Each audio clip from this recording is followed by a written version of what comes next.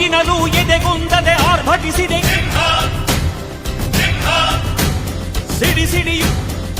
ಸಿಡಿಯುವ ಸಿಡಿಲಿನಲು ಅಂಜದೆಯೇ ಘರ್ಜಿಸಿದೆ. ಹೆಜ್ಜೆಲೆ ಅಚ್ಚೊತ್ತಿದೆ ಕಟು ಸತ್ಯವು ಧರ್ಮ, ಕಣ್ಬಿಟ್ಟರೆ ಎದುರಾಳಿಯು ಭಸ್ಮವೇ ನರಸಿಂಹ.